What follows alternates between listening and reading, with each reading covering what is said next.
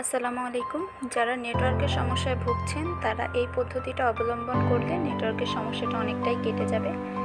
তো প্রথমে আপনারা আপনাদের ফোনের সেটিংসে যাবেন, যে এখানে সিম কার্ড অ্যান্ড মোবাইল ডাটা এরকমটা দেখতে পাবেন, এটার উপর ক্লিক করতে হবে। করার পরে আপনি যেই সিমটার জন্য নেটওয়ার্কটা ভালো করতে চাচ্ছেন সেই সিম কার্ডের উপরে ক্লিক করবেন। এইবার আপনি অ্যাক্সেস পয়েন্ট নেমসে ক্লিক করবেন। এখন দেখতে পাচ্ছেন এখানে দুইটা সিমের আসছে। এখানে এই যে একটা আই বাটন আছে, আই বাটনে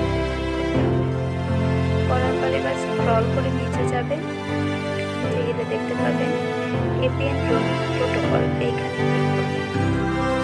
এখানে IPv4 আর IPv6 আছে, 6 এর উপর ক্লিক করে